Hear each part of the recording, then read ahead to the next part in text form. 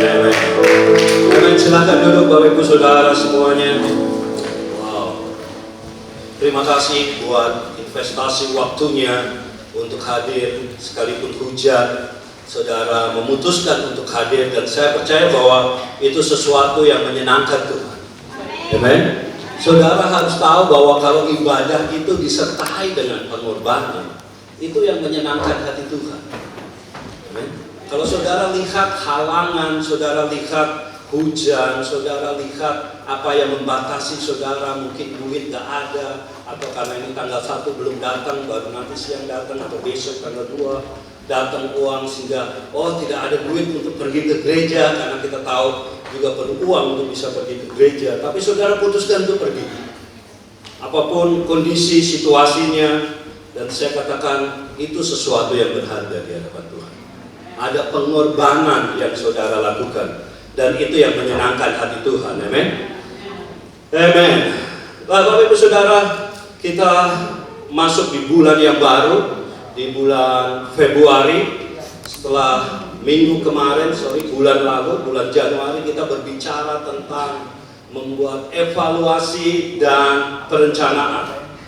Saya berharap Bapak Ibu benar-benar, Bapak Ibu Saudara benar-benar mengevaluasi.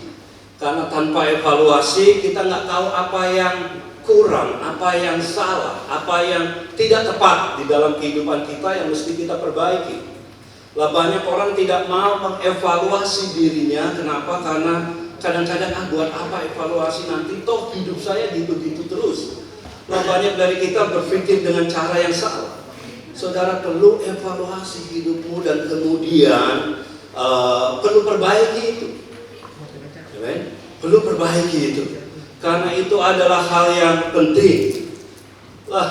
Salah satu evaluasi yang saya lakukan dan saya bersyukur dalam bulan lalu saya 3 kali ke Jakarta, terus kemudian bisa ketemu dengan hamba Tuhan yang mungkin biasanya saya harus lihatnya dari jarak yang jauh, atau paling tidak dari YouTube saya baru bisa lihat hamba Tuhan itu. Ada satu kesempatan yang luar biasa di mana saya bisa berbicara secara langsung dengan hamba Tuhan ini yang gerejanya menurut saya wow banget lah. Sudah sangat besar, sangat menginspirasi, sangat memberikan dampak yang luar biasa. Misalnya gerejanya sampai dia punya rumah sakit dulu sebelum ada BPJS kelas 3 gratis. Rumah sakit beliau ini yang memulai kelas 3 itu gratis, kelas 2, kelas 1 yang VIP yang bayar. Dan saya berkesempatan, dia jemaatnya sudah dia katakan sekitar hampir 30.000 jiwa jemaatnya, dan kami bisa ngobrol, duduk ngobrol berdua. Itu buat saya satu pengalaman yang sangat mahal, sangat berharga banget untuk bisa belajar dari hamba-hamba Tuhan yang lebih senior, yang lebih tinggi levelnya tentunya, dan satu kesempatan yang luar biasa. Bahkan waktu Pak Rubin juga datang, itu tadi hamba Tuhan yang lain, hamba Tuhan yang waktu itu Natal datang berkhotbah, itu Pak Rubin Adi. Dan saya sengaja waktu ditanya siapa yang bisa jemput Pak Rubin ini, langsung saya angkat tangan. Tapi saya tanya gitu, kalau beliau tak jemput pakai mobil saya mau gak? Karena saya tahu levelnya beliau. Dan kalau saudara lihat proyeknya dia yang terakhir yang Tuhan percayakan itu nilainya ratusan miliar. Nilainya ratusan miliar, bukan ratusan juta, ratusan miliar. Bukan puluhan miliar, ratusan. Itu sudah hampir ke arah T. Dan makanya saya tanya enggak.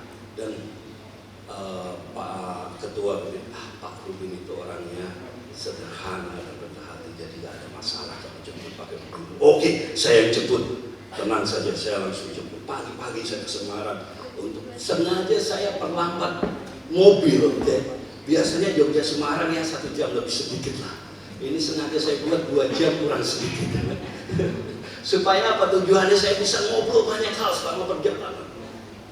Dan waktu Dia cerita, dia nggak khotbah, dia tidak ini, dia cuma share perjalanan hidupnya ikut Tuhan.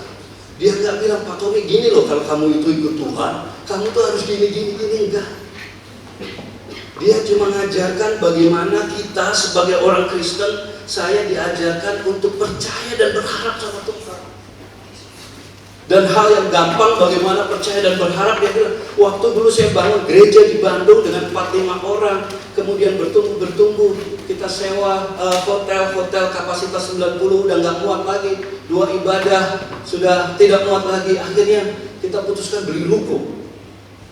Waktu putuskan beli ruko harganya 900 juta dan uang di kas ada 10 juta. Wow. Saudara berani menawar, datang ke pemukiman, ke perumahan, terus bilang, ini harganya berapa? 1 miliar. Oke, saya beli itu. DP-nya berapa? Saya punya 10 juta. Tidak mungkin, saudara, ini semuanya. Tapi sesuatu yang luar biasa diajarkan. Bagaimana saya harus lewati pembentukan iman dan karakter saya dengan 900 juta. Dan akhirnya dalam 4 bulan itu bisa lunas 900 juta. Enggak hutang kemana-mana. Padahal sebelumnya ada jemaat yang bilang gini, Pak, pakai uang saya aja 900 juta. Gereja bisa cicil berapa sampai berapa lama terserah. Oh, coba kalau itu yang ditanyain saya.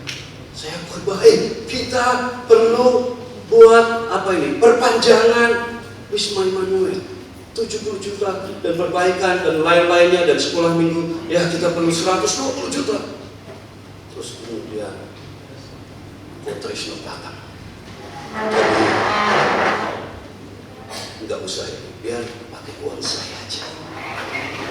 Gereja bisa bayar berapapun, kapanpun, terserah aja. Oh, kalau itu yang ditanya saya, yes, amin, jawaban doa dari Tuhan.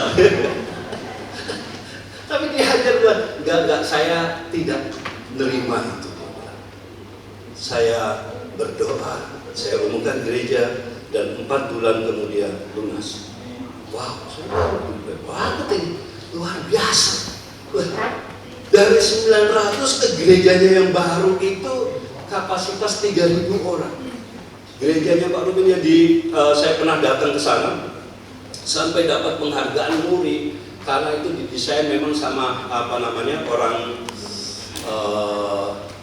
arsitek yang kenamaan di Indonesia. Dapatkan penghargaan luar biasa. Itu puluhan miliar, tanahnya 1 hektar, dia pakai 5.000 meter untuk bangunannya, 5.000 meter untuk parkiran. Wah, itu berapa? Maju ke situ. Dan lunas juga ratusan miliar, puluhan miliar, belum nyampe ratusan. Kemudian dikasih lagi proyek yang baru. Jadi setiap kali dia katakan gini, seringkali kita minta Tuhan untuk kesempatan. Pintu dibukakan. Lah Tuhan udah bukakan pintu buat kita, tapi kita nggak mau masuk. Kenapa? Karena kita berpikir caranya Tuhan beda dengan cara kita, sehingga kita nggak mau masuk. Lah, yang saya ikuti dia bilang, saya cuma ngikutin aja. Saya percaya sama Tuhan. Dia punya gelar doktor itu waktu saya cek, doktor teologinya 2, master teologinya 2, STH-nya 1. Wow. Dan kalau dia ngomong soal percaya pada Tuhan, itu benar-benar percaya sama Tuhan, kan? Melewati pengetahuannya dia. Nah, kemudian dia pergi dan dia cerita, singkat cerita, Tuhan kasih dia proyek The Journey yang dia bilang nanti tahun 2027 udah selesai, saya undang Pak Tommy untuk kesana. Nah, itu saya lihat videonya waktu kesana dan lebih komplek dari yang dia putar di tengah-tengah kita pada waktu itu luar biasa banget. Dan dia di perjalanan itu dia cerita bahwa untuk tiang pancangnya di luar tanah, tiang pancang itu pondasinya, itu perlu 17 miliar saudara. Jadi waktu dia mau umumkan, ini proyek sangat besar, di mana bisa mengcover keuangan. Ada satu jemaat yang datang kepada dia, Pak, jangan bilang-bilang biar 17 miliarnya kan yang baik. Kami cicil ya 1 tahun. Oh iya, memang itu proyeknya tidak 1 kali, memang untuk sekian bulan lamanya. Dan sampai 1 tahun dibayar sama itu. 17 miliar bro. Lihat uangnya aja belum pernah kan. Lihat angkanya aja panjang banget. Dan diajarkan kita perlu bersandar dan percaya sama Tuhan. Lah, waktu saya dengar kayak gitu apa yang terjadi? Hati saya bilang, kamu tuh terlalu bersandar pada otakmu. Kau terlalu bersandar pada dirimu. Percayai Tuhan. Kamu buat apa dengan orang ini? Sharing aja tentang perjalanan hidupnya dengan Tuhan. Dan buat saya, aduh Tuhan, kalau bisa lahir baru kembali, saya lahir kembali. Aku bersyukur bahwa Tuhan berikan saya kesempatan untuk belajar dari hamba-hamba Tuhan yang luar biasa, amen. So itu satu yang bahas sukacita. Kita plan hidup kita evaluasi hidup kita, dan kita harus alami perubahan, amen.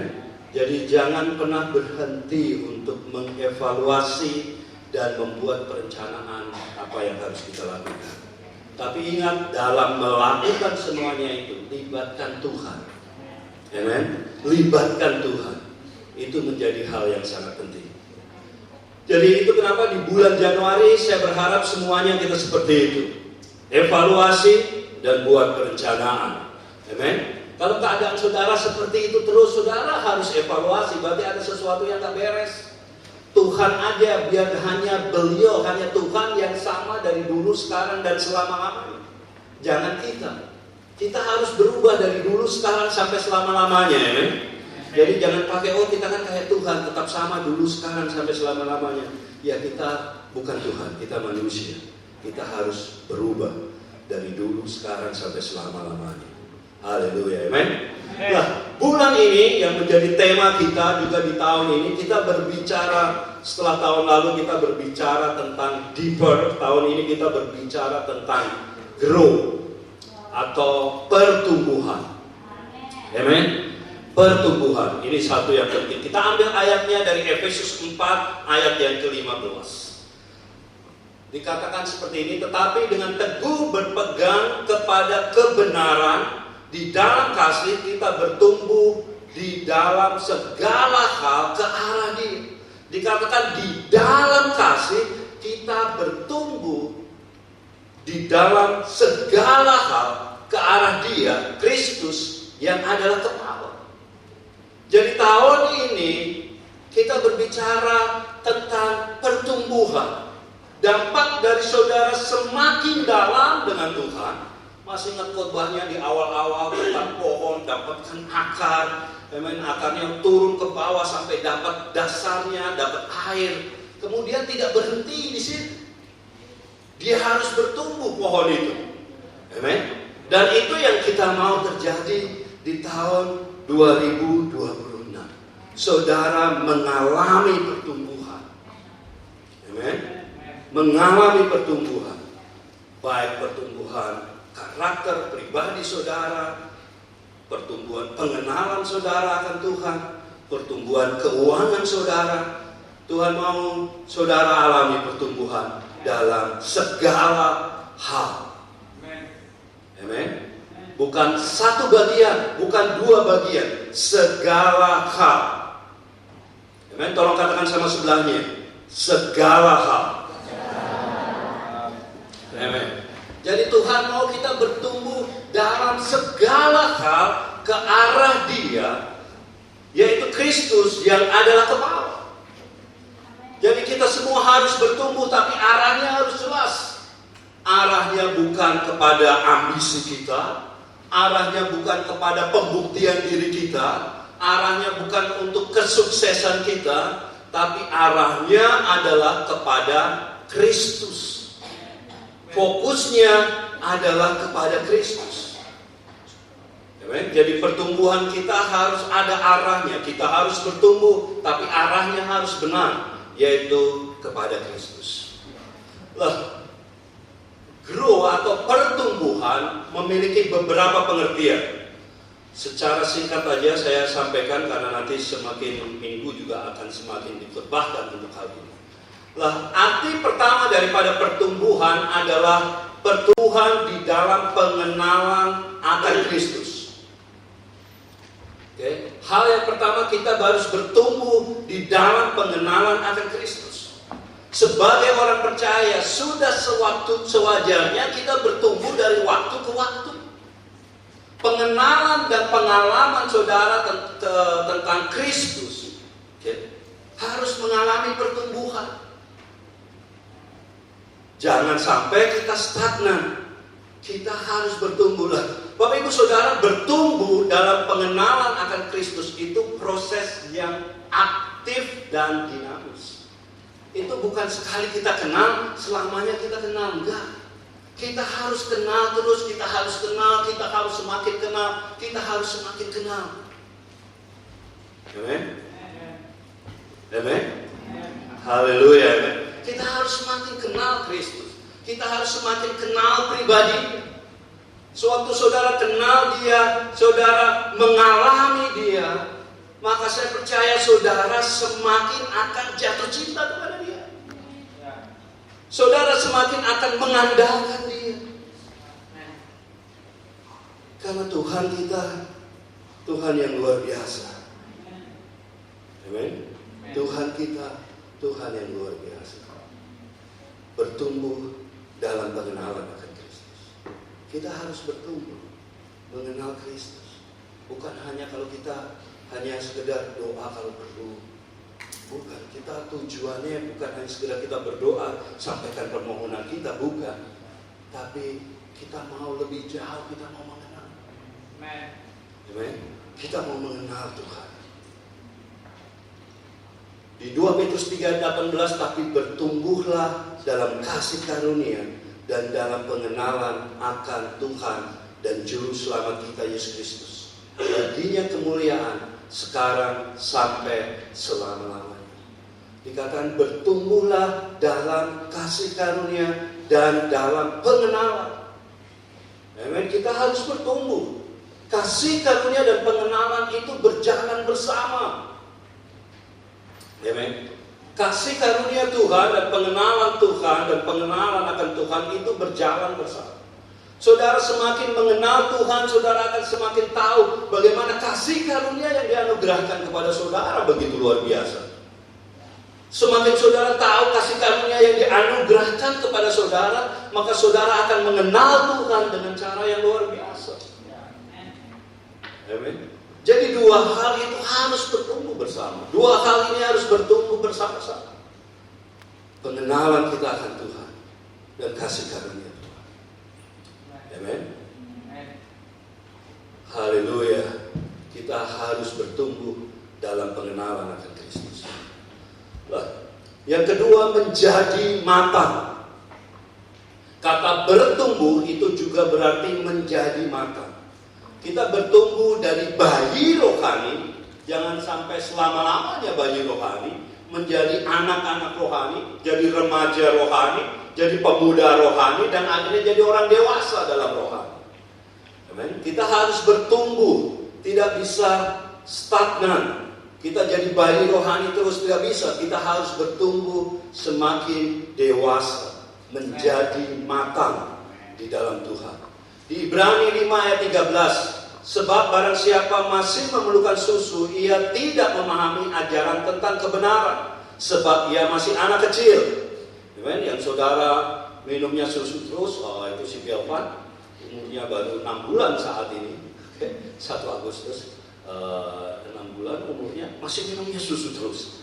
Dan saya berharap saudara bukan jadi seperti itu, jadi bayi. Tapi dikatakan, tapi makanan keras adalah untuk orang-orang yang dewasa, yang karena mempunyai panca indera yang terlatih untuk membedakan yang baik daripada yang jahat. Jadi saudara, kita harus bertumbuh sehingga panca indera kita terlatih untuk tahu mana yang menyenangkan Tuhan, mana yang tidak. Amen. Mana yang membuat dia bersuka cita, mana yang tidak. Kita tidak bisa mengubah kasihnya Tuhan. Amen. Tuhan tetap mengasihi kita apapun yang kita lakukan. Tapi ingat, kita bisa membuat Tuhan bersuka cita karena kita. Amin. Bukan membuat Tuhan semakin mengasihi kita, enggak. Tapi karena apa yang kita lakukan menyenangkan Dia. Haleluya. Jadi kita harus menjadi matang, amin. Tahu bedakan mana yang baik, mana yang bukan. Kemudian juga kata grow itu berarti pertumbuhan gereja. Gereja harus semakin bertumbuh. Amin. Di Kisah Rasul 2 ayat 46 dikatakan dengan bertekun dan dengan sehati mereka berkumpul tiap-tiap hari dalam bait Allah. Mereka memecahkan roti di rumah masing-masing secara bergilir dan makan bersama-sama dengan gembira dan dengan tulus hati. Ayat 47, sambil memuji Allah, mereka disukai semua orang dan tiap-tiap hari Tuhan menambah jumlah mereka dengan orang yang diselamatkan.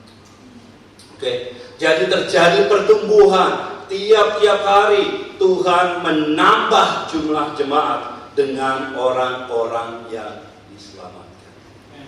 Jadi kalau kita berbicara tentang pertumbuhan, tadi pertumbuhan secara pribadi, kita menjadi karakter, pengalaman kita berubah, bertumbuh dalam pengenalan akan Tuhan. Kita menjadi matang. Yang kedua juga pertumbuhan dalam jumlah, di mana jemaat semakin bertumbuh. Saudara yang belum memuridkan, saudara belajar untuk memuridkan orang. Saudara mulai mengambil tanggung jawab. Kalau saudara ingin bertumbuh, hidup saudara ingin bertumbuh, hal yang pertama saudara mulai adalah mulai mengambil tanggung jawab. Kalau saudara nggak berani ambil tanggung jawab atau tidak mau ambil tanggung jawab, itu menghambat saudara untuk bisa bertumbuh.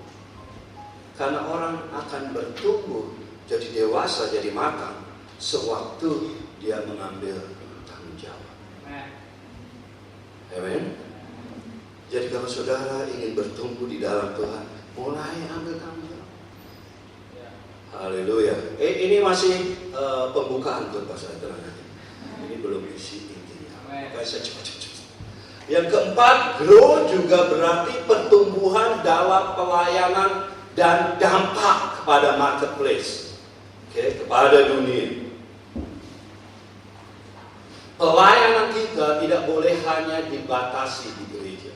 Kita harus melayani di gereja. Kita harus mengambil bagian dalam pelayanan di gereja. Tapi ingat, jangan berhenti sampai di situ. Saudara harus punya pelayanan yang juga berdampak bagi marketplace. Amin. Kalau engkau ada di, tidak semua orang punya kesempatan untuk berkhotbah di depan. Iya kan? Dari sekian ratus jemaat, hanya mungkin beberapa orang yang berkhotbah di depan. Tapi setiap kita semua punya profesi, pekerjaan, bisnis kita, atau studi kita, kuliah kita, itu adalah mimbar kita untuk dunia ini. Amen. Jadi saudara tidak perlu mimbar seperti ini saudara bawa ke kampus, nggak perlu. Tapi waktu kau lakukan yang terbaik dalam kuliah, engkau nggak nitip absen, kau ujian, kau persiapan yang terbaik, kau juga melayani di gereja dengan baik. Dan kemudian keluar IP-mu, 3,4, 3,7, 3,8, syukur 3,99. Orang akan tanya kepada kau, bagaimana kau bisa seperti ini? Dan kau mulai share, kamu perlu tahu, takut akan Tuhan adalah permulaan dari pengetahuan. Jadi hal pertama yang kamu perlu lakukan adalah kau perlu takut. Bapak Ibu Saudara, jangan kita berpikir dengan cara gini. Kalau saya sibuk dengan bisnis saya, dengan pekerjaan saya, dengan kuliah, dengan sekolah saya, maka IP saya akan saya nggak bisa melayani Tuhan. Nanti nilai saya jelek. Kita selalu benturkan antara melayani Tuhan dan apa yang sedang kita kerjakan. Saudara, kita semua bisa berhasil dua-duanya. Saudara bisa berhasil di dalam melayani Tuhan, bertanggung jawab dengan baik, dan saudara bisa punya IP yang baik. Yes, saudara bisa itu. Haleluya, amen. Saudara bisa lakukan itu. Sedikit kesaksian. Hari Senin kemarin saya sama anak saya nomor 3 kita Jakarta. Ada fotonya bisa ditampilkan, mungkin itu ada, kalau nggak ada ya sudah. Lah, terus kemudian berikutnya hari Selasanya anak saya nomor 2 itu ulang tahun, tanggal 27 Januari dia ulang tahun, dan saya bilang sama anak saya nomor 2 si Jose, Jos, kamu ulang tahun hari ini, Papa mau 1 harian punya waktu sama kamu. Makanya Papa pulang jam 00.15 supaya 1 harian full dari pagi sampai malam kamu punya waktu sama kamu.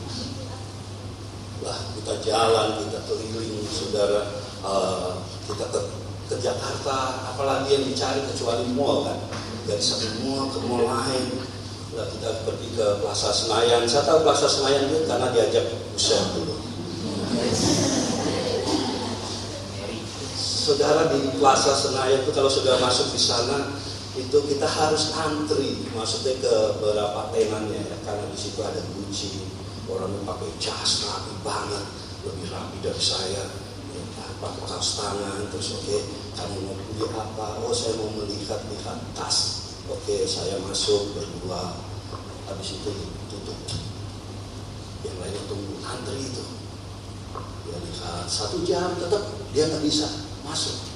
Beda kalau saudara kita lihat di supermarket mana gitu kan, masuk sampai kita masuk dia nggak tahu ya kan. Di situ benar-benar di ini sampai selesai. Itu barang ternyata kalau saya pintu-pintu kayak gitu, wah, ternyata 3 digit, minimal 2 digit mendekati 3 digit. Dulu saya diajak Usem, lihat kaos saja di tempat yang biasa itu harganya 3,5 juta. Saya bilang, belum layak saya pakai itu pada waktu itu. Jadi kesempatan untuk jalan sama dia dan kita ngobrol, dan saya tanya, kamu apa yang sedang kamu lakukan? Karena saat ini dia semester 5, dia masuk semester 6, dia akan PKL 1 tahun per Senin besok, dan luar biasa PKL-nya dapat gaji dia. Saya bilang tetap bulanannya tetap sama, tidak ada mengurangi, itu biar kamu pakai tabungan untuk kau nanti nikah. Haleluya. Haleluya. Lah, kita ngobrol. Terus dia cerita apa yang jadi rencanamu, karena kita bicara tentang nanti next S2-nya gimana, seperti apa, kita ngobrol. Dan dia bilang IP-nya dia 3,4 sekian. Ya. Waktu dia diwawancara di CTI, perusahaannya dia, samping gedungnya, samping tempatnya kementeriannya apa sih, Andre rapper dulu, itu gedungnya sebelahan. Dia tunjukkan waktu lewat itu gedung tempat saya magang. Nah, dia sebenarnya udah putuskan nggak mau di CTI, dia mau di Mabes Polri. Tapi singkat cerita, Mabes Polri-nya pagi itu digagalkan. Akhirnya dia tanya lagi ke CTI. Orang CTI sampai bilang gini, kalau bisa kamu jangan gagalin, kamu praktek di sini. Soalnya bisa bayangkan ini orang praktek sampai perusahaan itu bilang, kalau bisa, please saya mau kita bisa bekerja. Dan ternyata banyak teman-temannya dia yang kemudian kerja praktek, kemudian langsung kerja di perusahaan itu karena kualifikasi yang bagus. Nah, kita ngobrol, oke, kamu kayak gitu, next gimana? Skripsinya dia sudah kasih tahu, skripsinya akan kayak gini, seperti ini yang dia buat. Dia berharap bisa ikut lomba nanti di Singapura untuk apa yang dia sedang kerjakan sambil PKL. PKL-nya sehari 10 jam, saudara. Oke, 10 jam. Dan yang luar biasa, Pak, dia melayani di gereja. Jadi soundman itu bukan tempat yang dia suka, tapi dia bilang, kenapa kau pilih itu? Karena tidak ada orang di situ. Jadi dalam 1 bulan 3 kali dia jadi soundman. Oke. Jam 7 pagi sudah ada di gedung gereja, dan dia bilang satpam belum datang. Jadi dia bilang, masih sepi, satpam belum datang. Dia melayani Tuhan, dia jadi staff sel, dan dia berhasil di dalam kuliah. Saudara, saya nggak pernah tabrak itu. Kamu bisa dua-duanya, bisa jalan. Okay. Dan saya percaya kita semua bisa. Bapak Ibu orang tua, jangan hambat anakmu untuk melayani Tuhan dan berhasil dalam studi. Dua-duanya bisa jalan, dua-duanya bisa berhasil dengan baik. Haleluya, amen. Saya sudah tahu sibuknya Jakarta seperti apa, dan saya bisa lihat bagaimana dia kerja ekstra, dia lakukan yang terbaik untuk hal itu. Haleluya, amen. Sayang dia nggak bisa pulang hari ini. Kalau pulang saya suruh dia kesaksian. Dan kita bicara tentang nanti S2-nya di mana, di ini semuanya, dia sudah berpikir untuk hal-hal kayak gitu. Jadi bukan lagi main game, berjam-jam habis main game. Ya kita tinggalkan yang kayak itu, dikurangi, karena memang dunianya dia bukan dunia game. Dia dunianya kalau hacker saudara, dia akan hack. Bisa ini ada uang berapa di tangan, berapa. Nah, itu dunianya dia, maka hati-hati kalau ketemu sama dia. Saudara bisa aja ketawa-ketawa, tahu-tahu saudara punya ini semua turun-temurun ini semua sampai uang saudara di bank, dia tahu, repot lagi. Oke. Itu pengantar khotbah saya. Haleluya. Sekarang saya akan masuk kepada poin nomor 1 tentang pertumbuhan dalam pengenalan akan Tuhan. Karena ini penting. Oke. Bertumbuh dalam pengenalan akan Tuhan. Nah, saya akan mulai dengan ini. Bapak Ibu Saudara, ada satu pribadi yang begitu sabar dan berusaha membuat kita untuk tidak mengenal dan mengalami Tuhan. Oke, pribadi itu namanya iblis. Dia berusaha membuat kita untuk tidak mengenal Tuhan, untuk tidak dekat dengan Tuhan. Kenapa? Waktu orang Kristen itu dekat dan mengalami Tuhan, saudara, di Daniel 11 ayat 32 dikatakan seperti ini. Tetapi umat yang mengenal Allahnya, umat yang mengalami Allahnya, akan tetap kuat dan bertindak. Daniel 11 ayat 32 ini. Slide-nya bisa kalau ada. Oke. Daniel 11. Tapi umat yang mengenal Allah. Makanya iblis berusaha membuat kita untuk tidak mengenal Tuhan, untuk tidak mengalami Tuhan. Kenapa? Karena dia tahu kalau saudara mengenal Tuhan, saudara mengalami Tuhan, itu ancaman buat dia. Makanya dia berusaha sekuat tenaga untuk engkau jauh dari Tuhan, untuk engkau melupakan Tuhan. Bukan Tuhan melupakan saudara, bukan. Tapi untuk engkau sibuk dengan hidupmu, sibuk dengan pencapaianmu, sibuk dengan kenyamanan hidupmu, sibuk dengan hobimu, sibuk dengan semua hal yang lain, dan membuat engkau tidak mengenal Tuhan. Bagaimana caranya iblis menghalangi kita untuk mengenal dan mengalami Tuhan sehingga kita bertumbuh dalam karakter Kristus? Adalah dengan menjauhkan kita dari Tuhan. Bapak Ibu Saudara, kita perlu tahu bahwa segala sesuatu yang diambil dari sumbernya, dia pasti akan mati. Oke? Dia akan mati. Secara singkat aja, di Kejadian 1 ayat 11 sampai 12. Saudara nanti bisa baca di rumah. Tuhan katakan seperti ini. Hendaklah tanah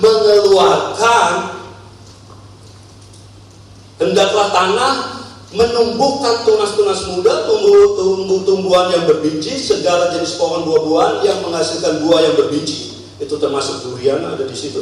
Supaya ada tumbuh-tumbuhan di bumi ini. Okay? Itu termasuk durian ada di situ. Makanya itu duriannya enak banget. Lah kembali lagi. Jadi Tuhan perintahkan kepada tanah. Kau harus keluarkan tanaman. Kau harus keluarkan tumbuh-tumbuhan yang berbiji, tumbuh-tumbuhan yang berbuah. Kau harus keluarkan. Artinya apa? Apabila pohon tanaman diambil dari tanah, maka tanaman itu akan mati. Karena dia diambil dari sumbernya. Ya kan? Masih naruh di tanah aja mati, itu sebelah itu kan. Pohonnya jatuh, mati dia. Dia nggak tertanam, dia cuma jatuh aja. Apalagi kalau diangkat, diambil dari tanah, dari sumbernya, dia akan mati. Ya kan? Di Kejadian 1 ayat 20 dikatakan seperti ini. Hendaklah dalam air berkeriapan makhluk yang hidup. saudara, segala ikan yang hidup di air, kalau diambil, saudara ambil ikan, mau ikan paus atau ikan cupang yang kecil, saudara ambil dari air, dia pasti akan mati. Kenapa? Karena diambil dari sumbernya. Segala sesuatu yang diambil dari sumbernya pasti akan mati. Lah, kita perlu tahu dari mana sumber kita, sehingga kita tahu sumber kehidupan kita. Di Kejadian 1 ayat 26 dikatakan, berfirmanlah Allah, baiklah kita, baiklah kita menjadikan manusia. Artinya apa? Sumber kita itu Tuhan sendiri. Sumber kita bukan tanah-tanah, hanya elemen yang membentuk kita. Tapi sumber kita adalah Tuhan sendiri. Sumber kehidupan kita adalah Tuhan sendiri. Amin. Baiklah kita menjadikan manusia menurut gambar dan rupa kita. Jadi kita harus tahu sumber kita adalah Tuhan sendiri. Sumber hidup kita bukan hati kita. Minggu lalu Pastor Andi sampaikan bahwa jagalah hatimu dengan segala kewaspadaan, dari situ terpancar. Hati kita memancarkan. Oke? Bukan sumbernya hati, bukan. Hati hanya memancarkan kehidupan. Kehidupan seperti apa yang saudara pancarkan, itu dari hati. Tapi kehidupan sendiri, sumber itu bukan dari hati. Saudara cuma bisa memancarkan dua. Sumbernya dari Tuhan, yang adalah pencipta saudara, atau sumbernya dari kegelapan. Oke. Tapi Tuhan katakan, baiklah kita, sumber kita dari Tuhan. Makanya Tuhan mau kita selalu dekat sama Dia. Tuhan mau kita dekat intim dengan Dia. Dan itu sebabnya iblis berusaha membuat saudara jauh dari Tuhan. Okay. Saudara tidak berdoa satu hari bukan berarti Tuhan tidak sayang saudara. Tuhan sayang saudara. Tapi ingat bahwa saudara satu hari tidak berdoa berarti saudara satu hari itu menjauhkan dirimu dari Tuhan. Dalam satu hari saudara nggak baca firman, itu berarti saudara bukan Tuhan semakin jauh dari saudara, bukan. Saudara yang menjauhkan diri dari Tuhan. Amin. Bisa ngerti maksudnya? Jadi bukan Tuhan yang menjauh. Nah, karena kita nggak berdoa, nggak baca firman, nggak menikmati hadirat Tuhan, akhirnya kita semakin jauh dan semakin jauh. Dan kemudian saudara pada satu waktu tanya, kok hidupku kering ya rasanya? Ya kering lah. Kok aku nggak bertumbuh ya? Saudara bukan hanya nggak bertumbuh, saudara stunting rohani. Tahu stunting nggak? Kurang gizi, perlu MBG rohani. Jadi saudara kenapa? Karena saudara tidak berdoa.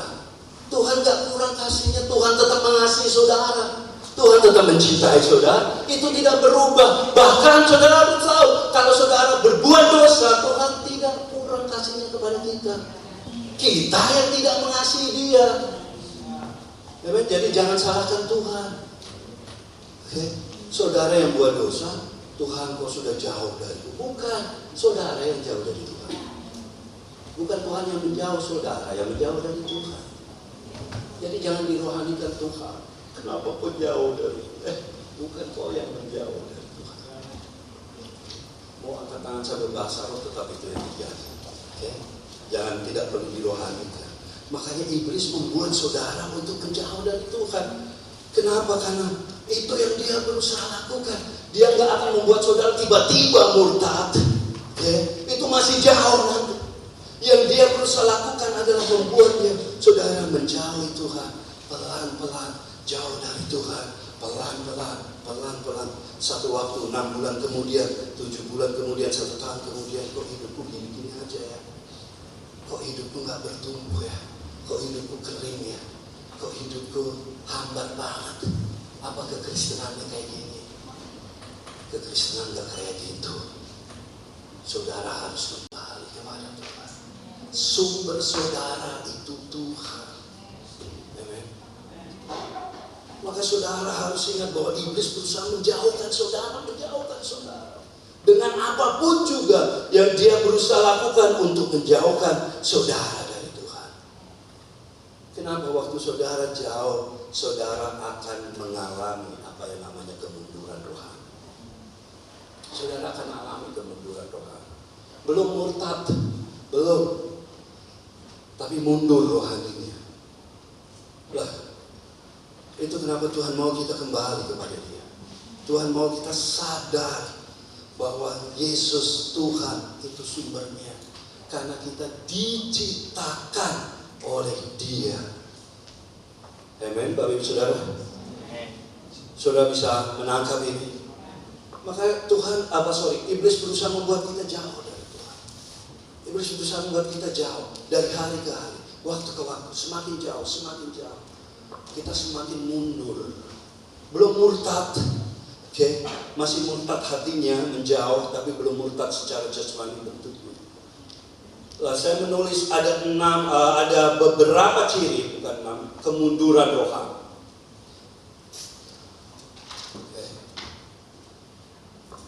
Ciri pertama dari orang yang mundur rohani adalah orang yang kehilangan kasihnya yang mula-mula.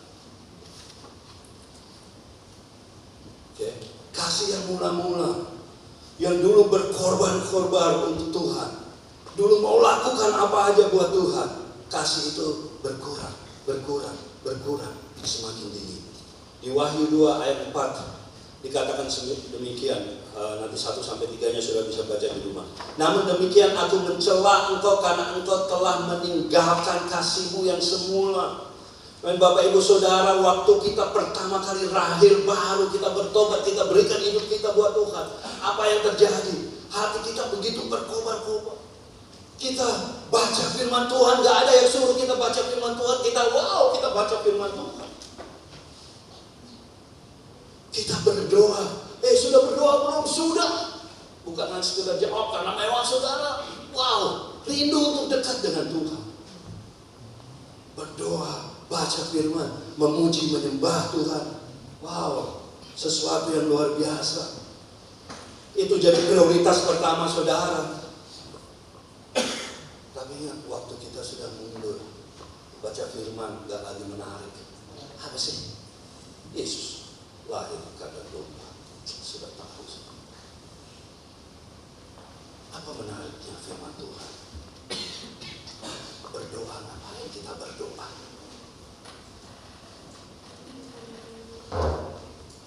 Muji menyembah Tuhan adalah ngapain? Kenapa? Karena hati kita sudah mundur dari Tuhan. Kita baca firman tinggal baca-baca. Berdoa sekedar kewajiban.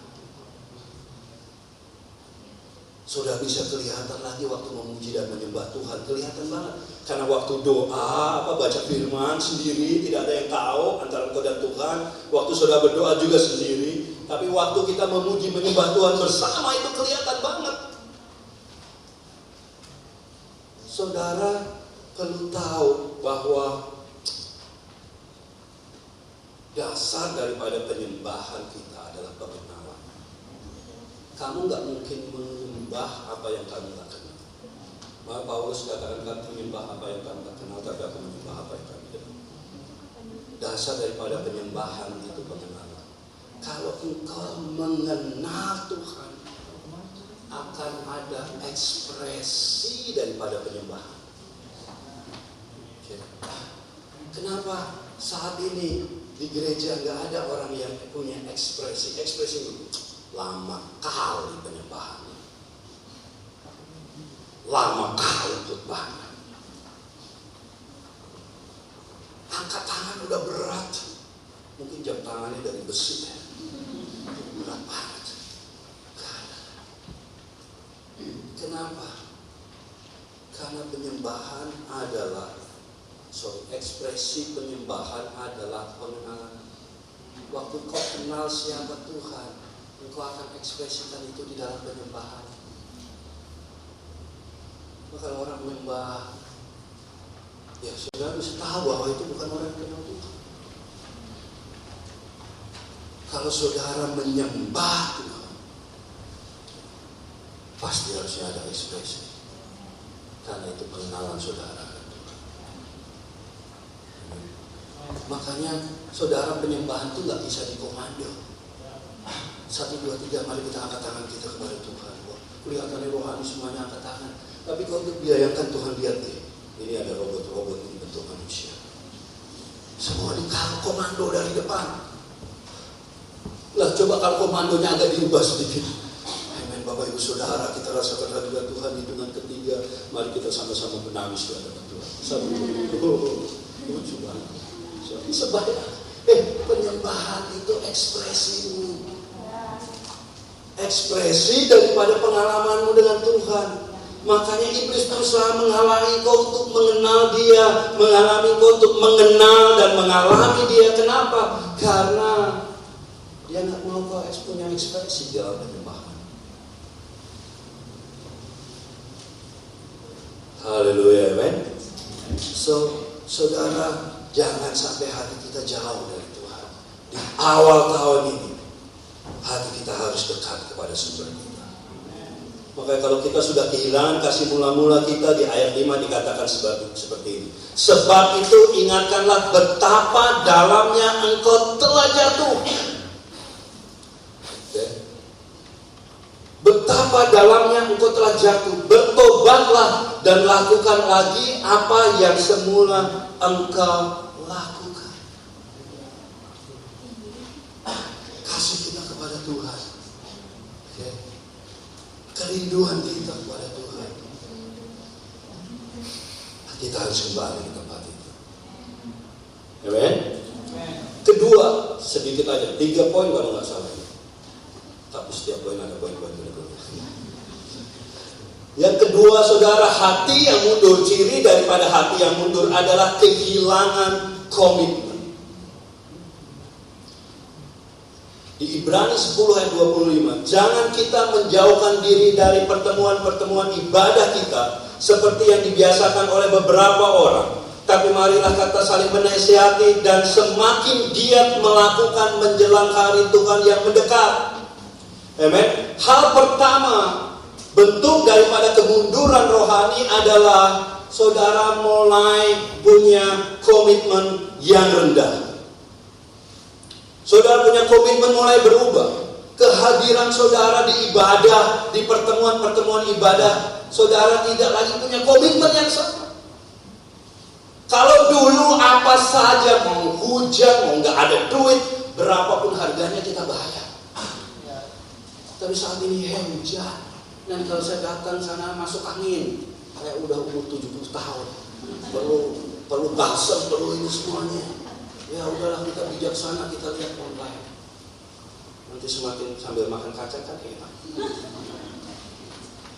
Saudara nggak tahu bahwa itu bentuk komitmen yang semakin rendah. Saat ini generasi ini terlalu banyak alternatif tanpa saudara sadari. Alternatif itu membuat komitmen saudara semakin rendah dalam Tuhan. Zaman saya dulu nggak ada ibadah online, nggak ada. Semua onsite semua. Jadi apapun harganya kita harus bayar, mau hujan, mau badai, nggak ada duit, nggak ada bis, nggak ada ini, semua harus datang. Ya, nggak ada duit berarti naik jalur 11.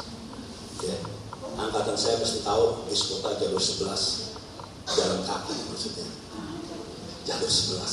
Saat itu belum ada kargo, Grab dan lain sebagainya belum ada.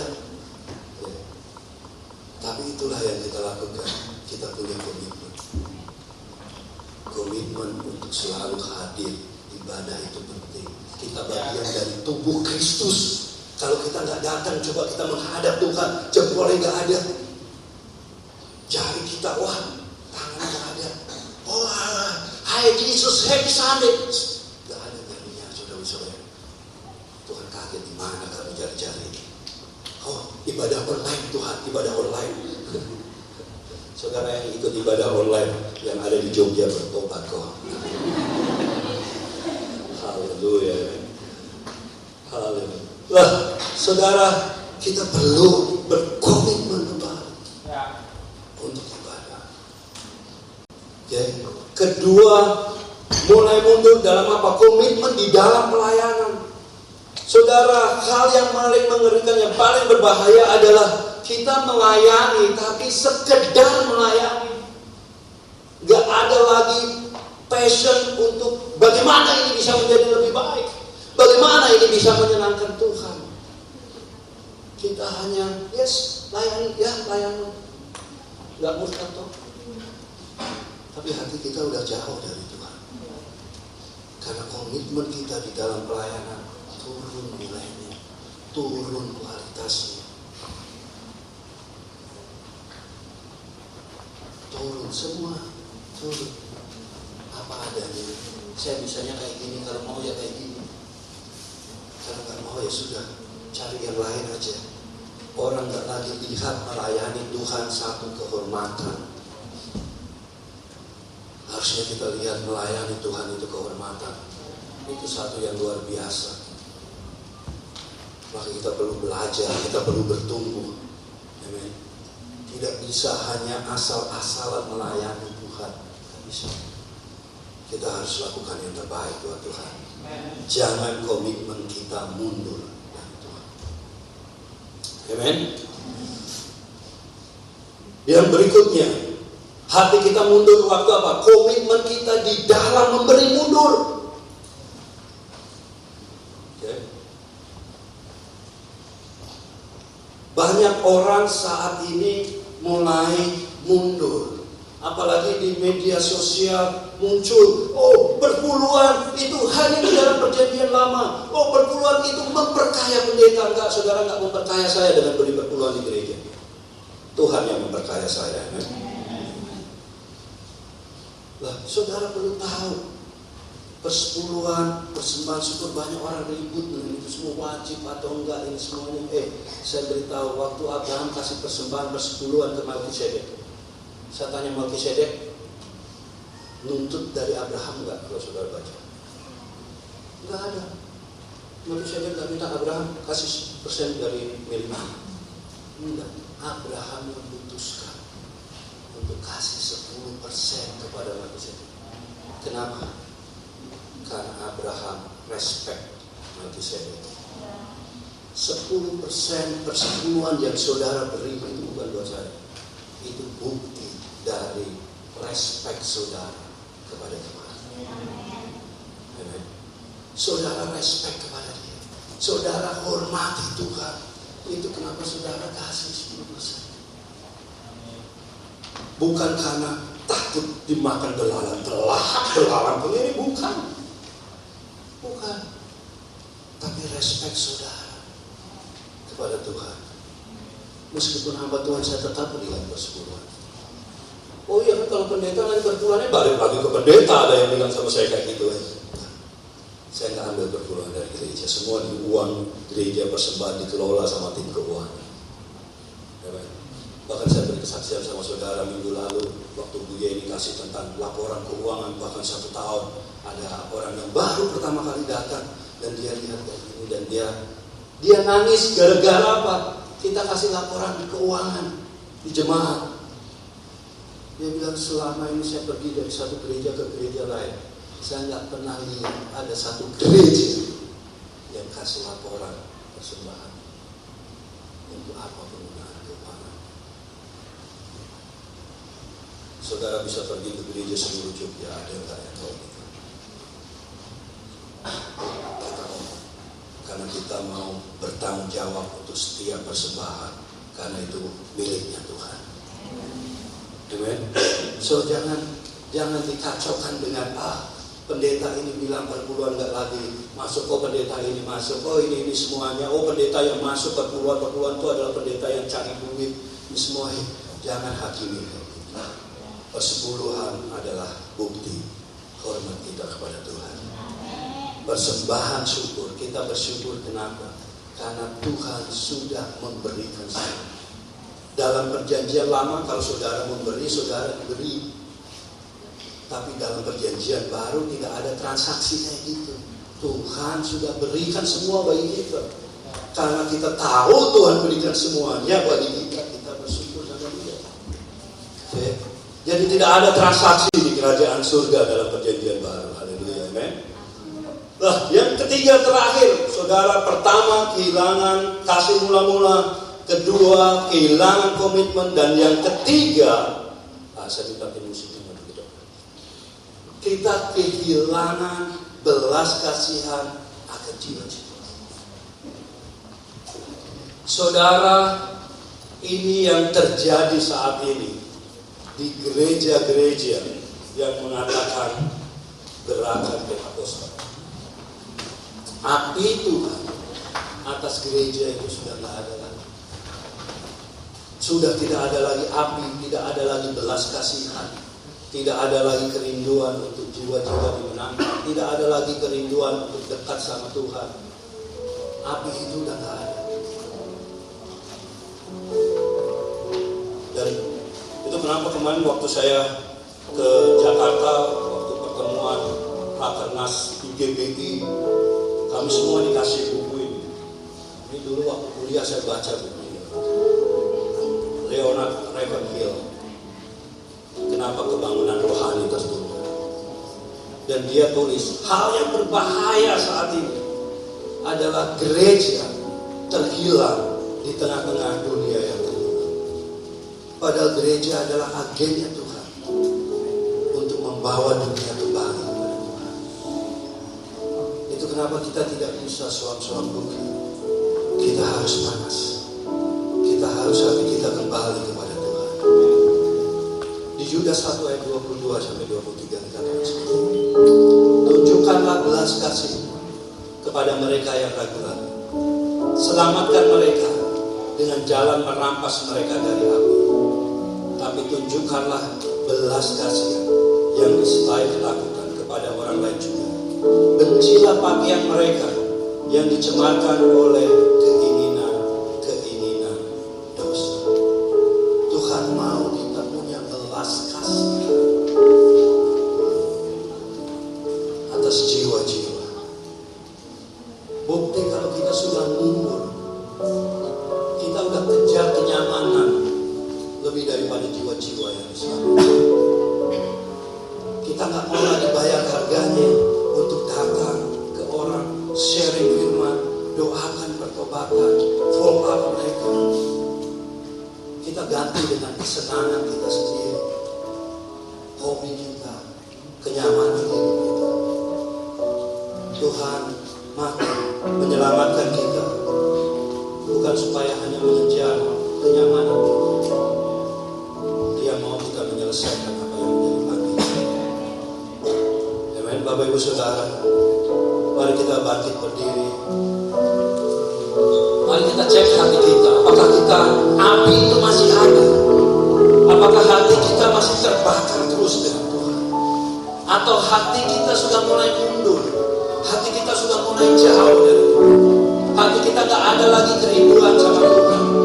Kita rasa bahwa ya, aku sudah kering secara rohani. Bahwa aku sudah tidak rasakan Tuhan. Aku tidak oke-oke aja. Saya percaya hari ini firman Tuhan pada pagi hari ini menantang hati kita. Untuk kita bisa lihat, untuk mengawali tahun 2026. Apakah kasih mula-mula kita masih ada? Apakah hati kita masih terbakar untuk Tuhan? Apakah kita masih punya komitmen yang sama Tuhan? Sama seperti waktu pertama kali kita dulu kenal Tuhan. Apakah kita masih punya belas kasihan bagi jiwa-jiwa? Mari kita ambil waktu sebentar, biar di musik menyembah Tuhan. Mari kita ambil waktu sebentar, saudara bisa cek hatinya, koreksi hati, bukan untuk membawa penyeruan, tapi kalau kau tahu kau jauh dari Tuhan, ambil keputusan. Tuhan, aku tahu bukan kau yang menjauh.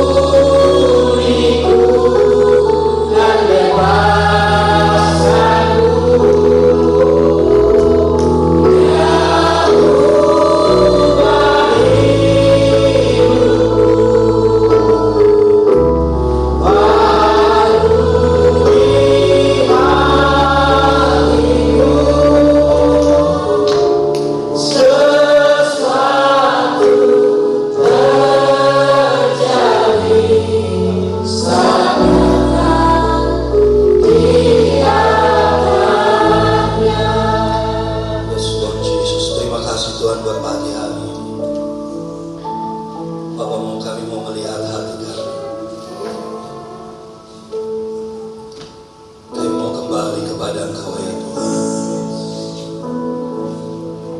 Kalau saudara sadar bahwa saudara sudah jauh dari Tuhan, sudah biarkan hari-hari saudara semakin jauh. Saudara tahu bahwa saudara sudah mundur dalam rohani. Kasih mula-mula saudara sudah mundur. Komitmen saudara, belas kasihan engkau sudah. Mari sama-sama kita berseru untuk Tuhan pulihkan. Tuhan pulihkan. Tuhan pulihkan.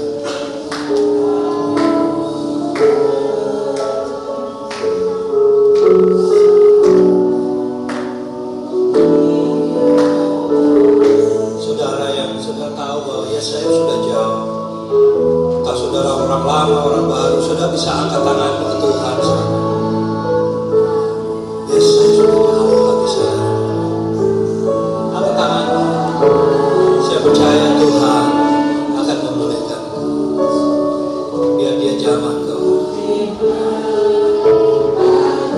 Yes, Tuhan kami angkat tanganmu ke Tuhan. Tinggi-tinggi, saya tidak akan tinggal kau maju. Dan saya percaya bahwa Tuhan akan menjawab. Tuhan, kau lihat setiap tangan yang terangkat. Kau lihat setiap hati mereka yang berseru, Tuhan. Biar hati mereka kembali kepada Engkau. Biar hati mereka kembali kepada Engkau. Biar kasih mula-mula itu kembali. Biar komitmen itu kembali. Biar belas kasihan itu kembali. Yes, Lord Jesus. Yes, Lord Jesus. Terima kasih Tuhan, terima kasih. Kau nyalakan api yang baru dalam hidup kami pada pagi hari. Kau kembalikan kasih mula-mula kami semua Tuhan. Kau kembalikan kasih mula-mula kami semua. Yang membuat kami rindu akan Engkau, yang buat kami rindu akan firman, rindu akan hadirat